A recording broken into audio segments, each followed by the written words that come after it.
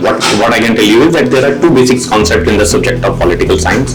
One is state and one is power. So what is the difference between the thought that Hobbes and Locke have propounded regarding the social contract? Yes.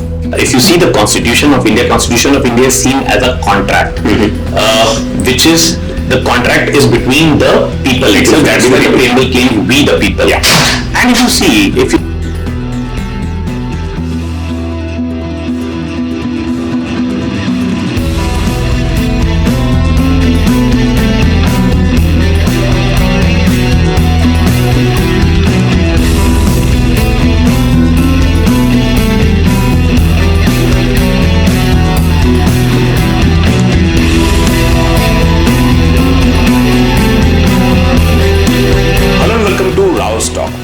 In the last video, we talked about extrajudicial killing.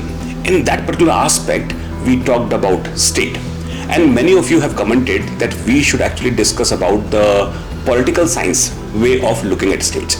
Now, in this context, we're going to talk about state and social contract theory with none other than Mr. Rahul Puri. Sir, welcome on board again. Thank you, Nagin sir. So, sir, we discussed this extrajudicial killing last time, and we were discussing about the state. And we know that one of the primary focus of political science is to define what state is. So, can you throw some light on the social contract theory, which actually mesmerizes all of us? Yes, sure, sir. To begin with, what I can tell you is that there are two basic concepts in the subject of political science. One is state and one is power. And the saying goes, as said by one of the scholar Garner, that political science begins and ends with state. Yes. So state is the core concept in this subject, and there are multiple theories which prevails with respect to the creation of state. Okay, starting from the divine theory, which was prevalent during the medieval times, as that time was the age of religion. So at that time, the most dominant theory, the belief was that state is the outcome of divine, that it is the God which has created the state, and that theory is known as the divine theory. But with time, that theory becomes redundant as with the emergence of the social contract theory, and this theory emerged mainly after Renaissance. As Renaissance led to the separation of church and state. So the secular outlook made the divine theory redundant, and since then the most dominant theory which prevails towards the creation of the state is the social contract theory. Yes. And the belief is, this theory emphasizes on that the state is the outcome of the contract, that it is created by the will of the people. And basically this theory has led to the advent of democracy too, because the democracy believes in the consent. So emergence of democracy and the prevalence of this theory both goes hand in hand, that state is the outcome of the will. Okay.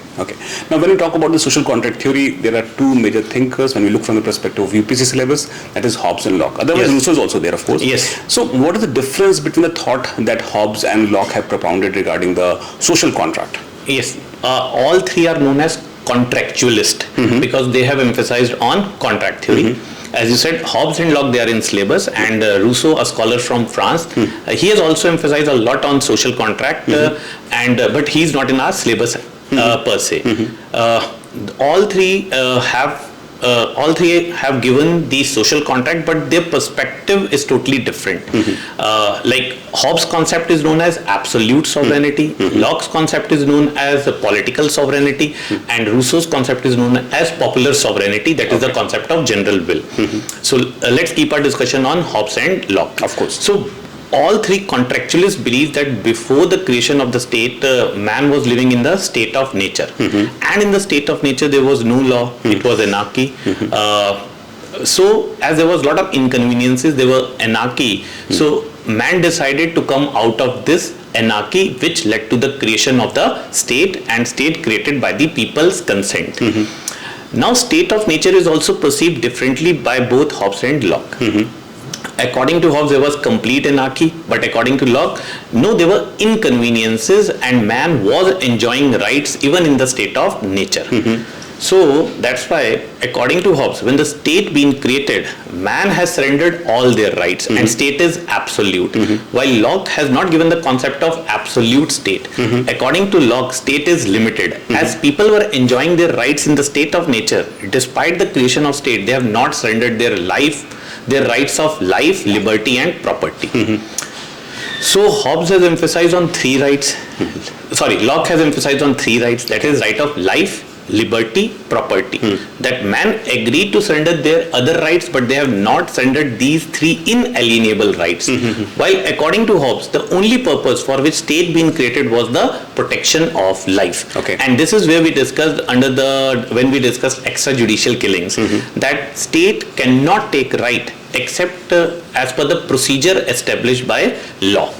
Okay. So state main role according to Hobbes is the protection of life itself. Yeah.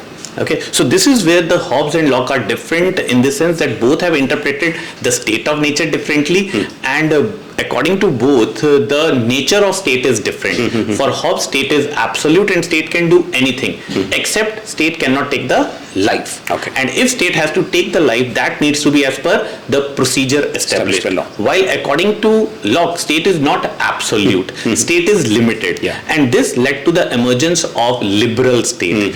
Because liberal state, people have rights, and that's what Locke has emphasized, that people were enjoying rights in the state of nature. Despite the creation of state, they have not surrendered their rights. And the three inalienable rights are life, liberty, and property. Okay. That makes sense. Now, since we are talking about extrajudicial killing as well, and this theory, I will say, social contract theory, was primarily established in 17th century. Yes, around 17th century. So, how relevant this theory is in terms of understanding the nature of the state these days? What is the contextual setting now? We can clearly link their thoughts in the present context if we see our own constitution also. If you see the Constitution of India is seen as a contract, which is the contract is between the people itself. That's why the preamble claims we the people. Yeah. And if you see the parts of our constitution, you see part 3rd is fundamental rights, and part 5th is union and the state. You can clearly see that we have given more emphasis on rights. Means people have given rights to each other before the emergence of the state. So even state cannot take your fundamental rights, and so here we can clearly see the reflection of the ideas of Locke, that the state cannot take your three important rights, that is life, liberty, and property. Earlier, the right to property was also a fundamental right, though now it's a legal right because of the inconveniences making it as a fundamental right. But fundamental rights have a priority over the state. So state even can't take these fundamental rights away. So now, you can clearly see that how relevant their ideas are in the present context too. Of course. Now, when we talk about any kind of theory, be it social contract theory, there are certain limitations as well, or maybe some criticisms as well. So, what is the criticism or limitations of social contract theory? So, social contract theory is criticized on 3 grounds: that it is bad history, it is bad law, and it is bad philosophy. So, what it means when we are saying it is bad history is that there is no proof that when this contract was signed. So, there is no evidence of that. We are just believing, and contractualists made us to believe that this state is the outcome of the contract. Okay.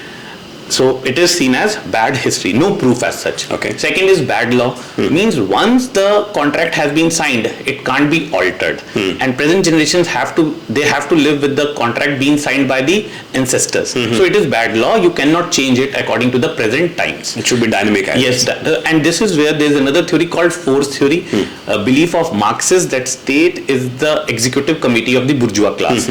So according to them, state is just being created by propertied class.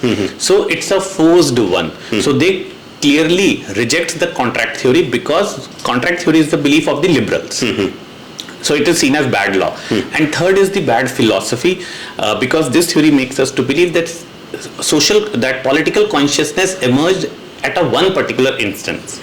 Political consciousness is the outcome of so many forces. It is not possible that political consciousness emerged suddenly at one point of time, and that's why it is being seen as bad philosophy too. So it is being criticized on 3 grounds: bad history, bad law, and bad philosophy. I think we have nicely summed up the entire thing, and this must have given a lot of clarity to students as well who want to understand more about social contract theory. Now, we would actually recommend you that if there is any topic that you like, that you want us to discuss, please put that topic in the comment list, and we will definitely take a serious look at that. From the entire team of RAU'S, we thank you for participation. Do subscribe, like our channel, and we will be posting such videos in future as well. So stay tuned.